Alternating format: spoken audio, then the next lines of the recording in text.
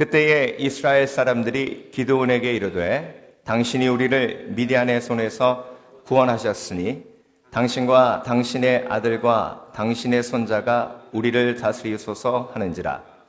기드온이 그들에게 이르되 내가 너희를 다스리지 아니하겠고 나의 아들도 너희를 다스리지 아니할 것이요 여호와께서 너희를 다스리시리라 하니라.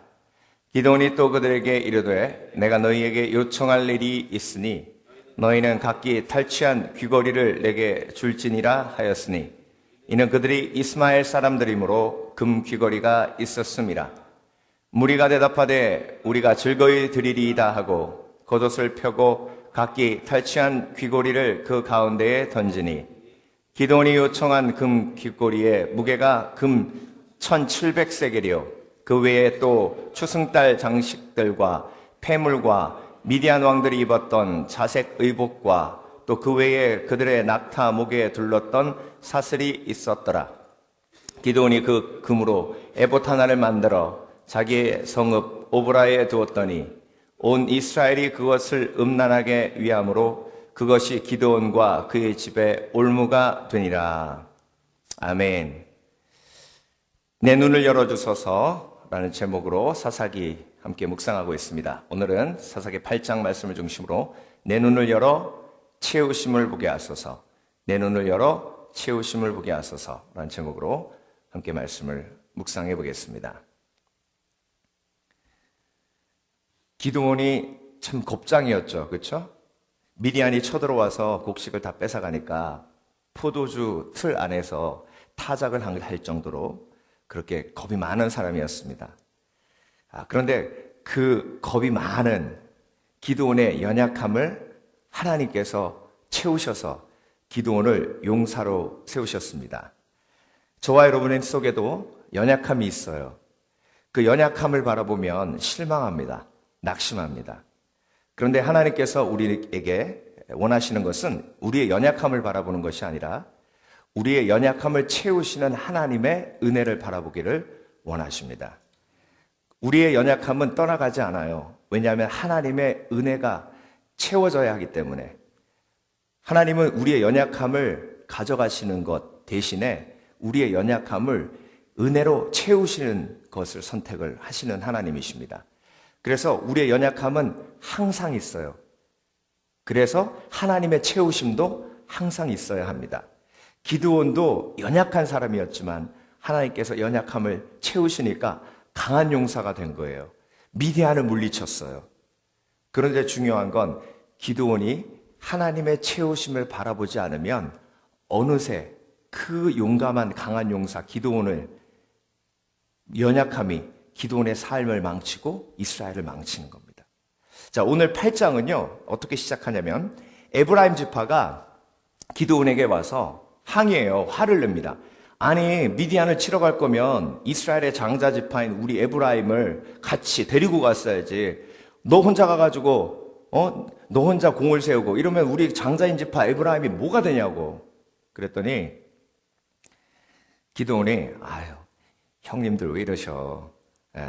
아니 아무리 우리 므낫세 지파가 열심히 하고 잘해도 이 에브라임 지파의 그 끝포도만큼도 못한 우리인데 그렇게 화를 내셔.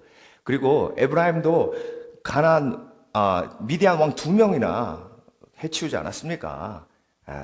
너무 걱정하지 마시고 그 큰 공 세우셨으니까 에브라임 지파는 위대합니다. 이렇게 얘기해요. 그러니까 화가 어떻게 됐어요? 가라앉았어요. 그러니까 기드온이 뭘 잘하는 거예요? 말을 잘하는 거예요. 말을. 그러니까 저와 여러분에게도 우리의 강점이 있어요. 강점. 강점을 통해서 하나님께서 역사하세요. 그런데 동시에 나의 약함은 하나님이 채워주셔야 돼요. 그러니까 이게 항상 같이 가야 되는 거예요. 그런데 중요한 건 기드온이 그렇게 에브라임 지파와의 갈등을 해결한 다음에 그 다음에 나머지 미디안 왕들을 쫓아가요. 그 왕들의 이름이 세바와 살문나예요. 세바와 살문나를 끝까지 쫓아갑니다. 13만 5천의 군대 중에 12만이 죽었어요. 15,000명의 잔병들이 도망가고 있는 거예요. 그러니까 세바와 살문나를 죽이러 300명의 기드온의 용사들이 쫓아갑니다. 지금 말이 돼요? 15,000명을 몇 명이 쫓아가요? 300명이 쫓아가요. 그런데 15,000명은 벌벌 떨어요. 왜? 이게 사기의 문제예요. 여러분, 하나님은 우리에게 사기를 허락해 주시는 줄 믿습니다. 우리가 비록 연약하지만 그 연약함을 채워주심으로 길을 살려주세요. 악한 영이 아무리 강해도 예수 그리스도의 은혜를 의지하고 십자가의 능력을 의지하고 나아가는 저와 여러분을 이길 수 없어요. 이게 사기의 문제예요. 예, 그래서 믿는 자에게 능치 못함이 없다. 예, 그래서 300명이 막 쫓아가요. 그런데 이 성경을 쭉 보면 세바와 살문나를 열심히 목숨 걸고 쫓아갑니다. 숫곳이라는 곳에 갔는데요, 먹을 것이 없어요. 그러니까 숫곳 사람들한테 먹을 것 좀 달라 그랬더니, 야, 세바와 살문나를 니네들이 해결하지도 않았는데 우리가 왜 니네들한테 먹을 걸 주냐? 그랬더니 기드온이 막 화가 나가지고, 내가 세바와 살문나 잡아가지고 가면서 너희들한테 와가지고 가시하고 가시로 너희들 아주 그냥 힘들게 만들 거야. 그러고 저주를 하고 떠납니다. 분우엘이라는 곳에 가서도 마찬가지예요. 우리가 지금 새와 살문나를 쫓으러 가는데 음식이 없어. 좀 도와줘 그랬더니 똑같이 숫곳 사람들하고 똑같이 얘기해요. 그랬더니 내가 와가지고 이 망대를 무너뜨리고 너희를 징벌하리라. 그러고 가서 세바와 살문나를 잡아가지고 오면서 숫곳과 분우엘에 가가지고 똑같이 기드온이 했던 대로 안갚음을 합니다. 자, 기드온의 연약함이 막 드러나기 시작해요. 자기를 도와주지 않았다고 뭐 하는 거예요? 보복하는 거예요. 그런데 여러분, 세바와 살문나를 그렇게 열심히 기드온이 쫓아갔던 이유가 있어요. 나중에 봤더니 기드온이 뭐라 그러냐면, 니네들 내 형제들 죽인 거 기억나? 내 형제들 죽일 때 그들의 얼굴이 어땠냐? 그랬더니 너처럼 왕같이 용사처럼 멋있었다. 네가 내 형제를 죽였기 때문에 나도 너희를 죽이는 거야. 그리고 비참하게 세바와 살문나를 죽입니다. 자, 세바와 살문나를 기드온이 열심히 쫓아낸 이유가 뭐예요? 이유가 뭐였어요? 원수 갚으려고. 그러니까 기드온이 하나님의 열심으로 미디안을 완전히 멸하기 위해서 쫓아갔어요? 아니면 개인적인 원한이 있었어요? 개인적인 원한이 있었어요. 숫곳하고 그리고 분우엘에서 벌어진 것을 보면 하나님이 그 원인이 무엇인지를 쭉 얘기해 주시는 겁니다. 저와 여러분에게도 그런 연약함이 있어요, 없어요? 있어요. 그 연약함은 매일매일 채워져야 되는 거예요. 정말 원수 갚은 마음, 용서하지 못하는 마음, 그 마음을 하나님이 채워주시지 않으면 우리의 연약함이 우리의 삶을 망치는 거예요. 그러니까 우리는 항상 하나님과 동행해야 돼요. 저와 여러분에게 주신 은사가 풍성해요. 저와 여러분에게 주신 강점이 풍성하다고. 그 강점이 최대한 드러나려면 연약함을 채우시는 하나님의 은혜가 우리 가운데 항상 있어야 될 줄 믿습니다. 우리가 힘든 이유가 뭐예요? 우리의 연약함 때문이잖아요. 그러니까 그 연약함을 채우시는 하나님의 은혜 속에 항상 우리의 연약함을 뭐 해야 되는 거예요? 내놔야 돼요. 인정해야 돼요. 너희 중에 지혜가 부족하거든 모든 사람에게 후히 주시고 꾸짖지 아니하시는 하나님께 구하라. 그리하면 너희에게 주시리라. 야고보서 1장 5절 말씀이에요. 너희 중에 누구든지 지혜가 부족하거든, 지혜가 부족하다고 인정하는 사람, 부족함을 인정하는 사람에게 하나님이 채우시는 거예요. 저와 여러분, 어떤 부족함이 있어요? 교만함의 부족함이 있어요. 사랑 없음의 부족함이 있어요. 그걸 인정해야 돼요, 안 해야 돼요? 인정해야 돼요. 지혜 없음의 부족함이 있어요. 인정해야 돼요, 안 해야 돼요? 기드온이 말은 잘했지만 용서하지 못하는 사람이었어요. 조금만 누가 해코지하면 발언을 해가지고 안갚음하는 사람이었어요. 그 부족함을 하나님이 채워주셔야 되는데 기드온이 그 부족함을 가지고 하나님 앞에 나아가지 않으니까 그렇게 원수 갚는 일들이 계속 벌어집니다. 세바와 살문나를 죽이니까 사람들이 기드온에게 와서 당신이 미디안을 물리쳤으니까 우리의 왕이 되어 주십시오 라고 얘기해요. 그랬더니 기드온이 뭐라 그랬어요? 나도 왕이 될 수 없고 내 아들도 왕이 될 수 없다. 여기서 끝나면 얼마나 좋아요. 여기서 끝나면. 그런데 그 대신에 니네들 전리품으로 갖고 있는 귀걸이, 금귀걸이 다 내놔라. 다 놔줘라. 그랬더니 사람들이 그거 못하냐고. 미디안을 물리쳐줬는데. 그래서 금국 귀걸이를 다 내가지고 한 곳에 모아요. 그걸 녹여가지고 뭘 만들었냐면 에봇을 만들었어요. 에봇은 대제사장이 입는 옷이에요. 영적인 왕이 입는 옷이에요. 여러분, 기드온이 정말 왕이 되고 싶은 마음을 이겼다면 에봇 만들었겠어요? 자기 고향에다가 그 에봇을 딱 갖다 주니까 사람들이 그 에봇에 와서 우상 숭배해요. 그게 기드온과 그 집안의 큰 짐이 되었다라고 성경은 얘기합니다. 이게 기드온의 연약함이에요. 입으로만 말은 잘해요. 사람들이 자기만 왕이 되라 그랬지 지 아들 왕으로 삼으려고 한 적은 없거든. 그랬는데 내 아들도 왕이 안 된다 그런 거예요. 예. 그러니까 내 때에서는 안 될 수도 있지만 내 아들 때에는 혹시 될 수도 있다는 말을 던져주는 말일 수도 있어요. 그걸 어떻게 하냐면 세겜에서 첩을 얻어가지고 기드온이 아들을 낳았는데 그 아들 이름 모르셨는지 아세요? 오늘 본문 그 다음에 나오는 얘기예요. 아비멜렉. 아비멜렉이 무슨 뜻이냐면 아비는 아버지란 뜻이에요. 멜렉은 왕이란 뜻이에요. 네 아버지가 왕이다 이런 뜻이에요.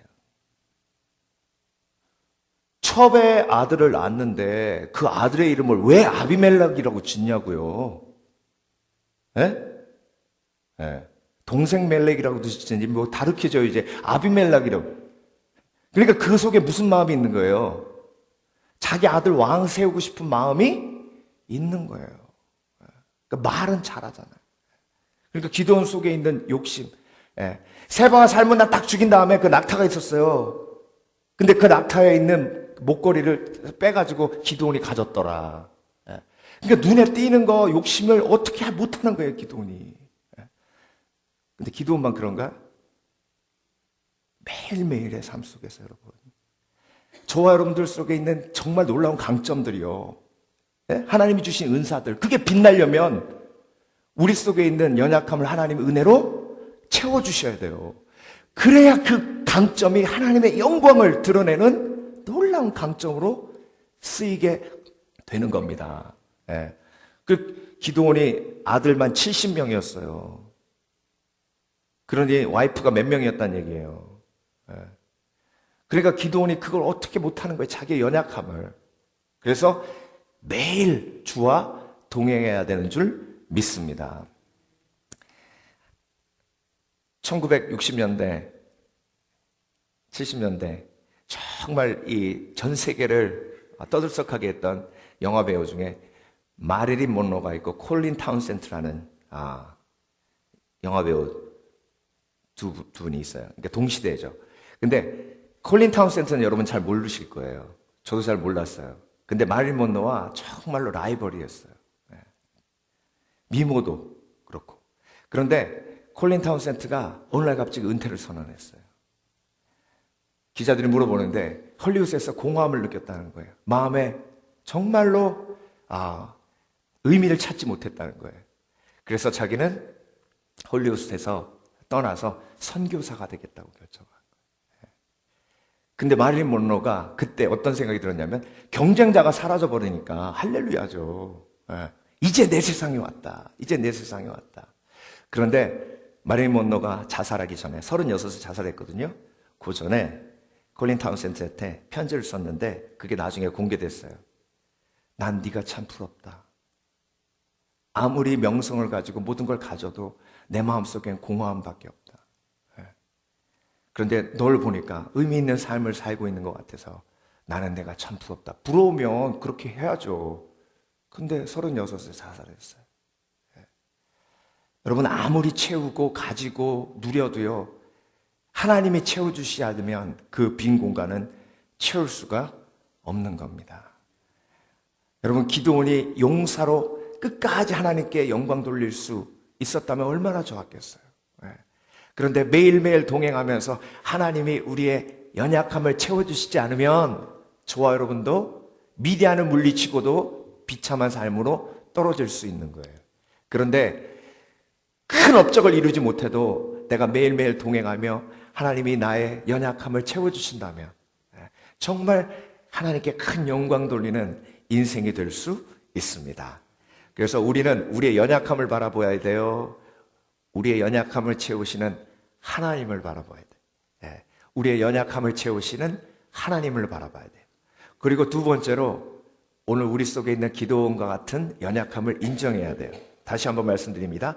너희 중에 누구든지 지혜가 부족하거든 모든 사람에게 후히 주시고 꾸짖지 아니하시는 하나님께 구하라. 그리하면 너희에게 채우시리라. 하나님, 나는 교만합니다. 하나님, 내 속에 욕심이 가득합니다. 하나님, 내 속에 정욕이 가득합니다. 하나님, 내 속에 미움이 가득합니다. 용서하고 싶어도 용서가 안 됩니다. 나의 연약함을 하나님께 올려드립니다. 하나님께서 채워주시옵소서. 빈민사역하시는 역전이라는 책을 쓰신 김범석 목사님이라는 분이 계세요. 이분이 쪽박촌에서 열심히 빈민들을 위해서 사역하시는데 한 청년이 그렇게 열심히 들어요. 쪽방촌에 있는 그 청년에게 복음을 전했더니 예수님을 믿고, 그리고 그때부터 자기와 함께 사역하는데 쪽박촌 사람들 음식 나눠주는 것, 배식하는 것까지 그렇게 열심히 자기 옆에서 오른팔처럼 베드로처럼 함께 동역을 했답니다. 그래서 5년 동안 열심히 사역하면서 하나님 좋은 사역자, 좋은 동역자 주셔서 감사합니다 했는데 정부에서 무슨 선물권을 나눠주라 그래가지고 그 선물권을 나눠주다가 제일 자기하고 옆에 있는 그 청년 이름은 빼먹은 거예요. 그래가지고 다 나눠준 다음에 보니까 그 청년 나눠줄 거는 없어가지고 목사님이 미안하다. 나 다 나눠주니까 니께 없네. 미안해. 목사님 생각하기에는 이해할 줄 알았대. 그랬더니 아유 목사님 괜찮아요. 그랬더니 그 다음날 술 먹고 와가지고 사무실에다 불을 질렀대요. 정말로요, 그 배신감, 용서가 안 되는 거예요. 용서가. 그래서 그 책을 보면요, 목사님이 그 사역을 그만둘 생각까지 하는 거예요. 그래서 하나님 앞에 나와서 하나님, 어떻게 그 인간이 그럴 수가 있습니까? 그럴 수가 있습니까? 그러니까 그 연약함을 뭐 하는 거예요? 지금 하나님 앞에 올려드리는 거예요. 그 속에 용서하지 못하는 마음을 하나님 앞에 올려드리는 거예요. 그랬더니 하나님이 명확하게 너는 걔보다 나를 더 많이 배신했잖아. 근데 나는 그래도 네 곁에 있잖아. 거기서 막 회개가 터지고 그 청년을 품었대. 그러니까 평안이 오고 지금까지 사역하고 계신 거 아니에요? 여러분, 정말 우리 속에 있는 연약함이 잘 다루어져야 우리 인생이 승리하는 겁니다. 연약함을 다루기 위해서는 인정해야 돼요. 정말 강한 용사 미디안을 물리친 300명의 기도원도 정말 연약함 투성이었어요. 저 여러분 오늘 하나님 앞에 그 연약함 올려드리며 연약함을 채우시는 하나님의 은혜를 체험하시길 주의 이름으로 축원합니다. 그래서 우리가 보아야 할 것은 우리의 연약함이 아니라 연약함을 채우시는 하나님입니다.